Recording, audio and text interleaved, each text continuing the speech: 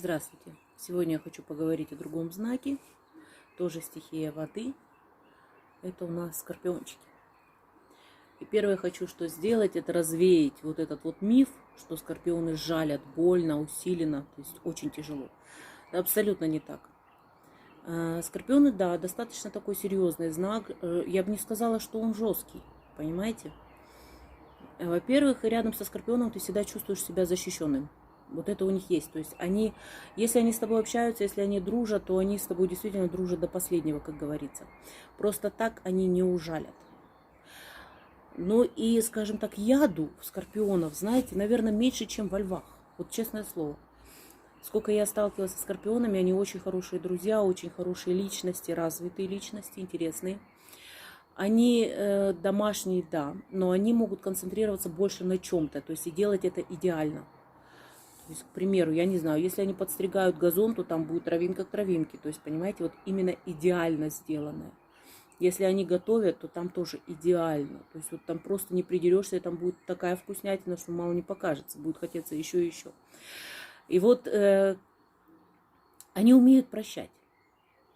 На самом деле они умеют прощать. Они бывают снисходительны даже. То есть в плане того, что они понимают, что человек может совершать ошибки. Тоже это знают. И они тебе не вспомнят, как ни странно. Хотя говорится, что скорпионы это вспоминают, да, то есть они потом где-то тебя съедают. Ничего подобного. Они могут один раз где-то тебе что-то сказать, но больше об этом не вспомнят.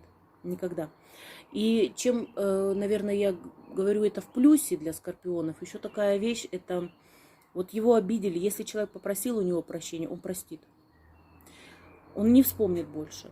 Он простит и будет дальше с тобой дружить, общаться и все, понимаете, то есть и вы останетесь на всю жизнь лучшими друзьями. Если только человек это признает, свою ошибку. Если человек не признает, не попросит прощения, там опять же я вернусь к этому, да, то скорпион просто отрежет и никогда не вернется к этому человеку. Они умеют собирать еще вокруг себя людей. То есть, но опять же людей специфических, тех, которые их поймут. То есть не просто так вот какую-то толпу народа, а именно тех, кто будет их понимать. Если им кто-то не понравился, они просто уйдут. Они даже не будут иметь связи никакой с этим человеком. Что еще по ним интересного? Если они, кстати, сами совершили ошибку, даже пройдет много-много лет, они обязательно найдут этого человека и попросят у него прощения.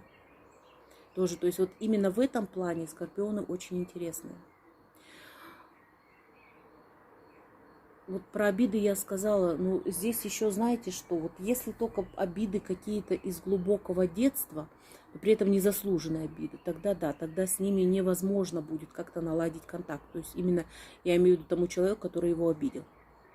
То есть они не будут даже обращать на это, ну, то есть не будут с этим человеком общаться где-то в какой-то степени. Если, конечно, это не надобность какая-то. То есть постоянно там родственники или еще что-то вот в этом роде. Очень любвеобильны, кстати, да. Очень любвеобильны. То есть это люди, которые ценят, наверное, на первое, ну, может быть, на второе место. Ставят именно вот отношения такие, вот сексуальные отношения, да, то есть отношения между людьми. Но еще они, понимаете, если они понимают, что они разлюбили, то они не будут мучить человека, они просто встанут и уйдут. Но и не вспомнят о нем. Понимаете, это если в плане вот чувств таких брать. Что еще? О скорпионах вообще можно много говорить, очень много, потому что это неординарные, интересные тоже личности. Я всегда об этом говорю, что каждая личность неординарна. Они любят лоск, они любят красивые вещи. Не украшения даже, я бы сказала, а действительно хорошие вещи, то есть качественные. И если есть возможность что-то купить в этом роде, да, то есть вот действительно, не обязательно купят из двух вещей, не дешевую, а именно дорогую, но очень качественную. То есть они лучше себя где-то прижмут, но они именно выложатся на такую вещь.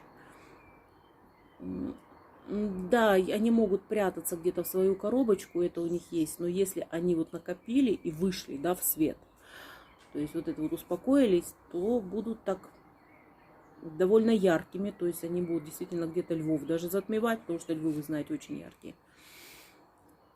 И, в принципе, а у них еще есть такое качество, они могут быть холодными абсолютно. То есть к ситуациям, которые происходят, там, если с человеком что-то произошло, там, я не знаю, что-то серьезное, они с холодным умом, они будут помогать.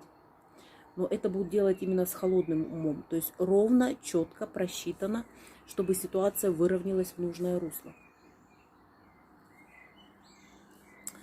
Что еще я могу сказать по скорпионам интересного?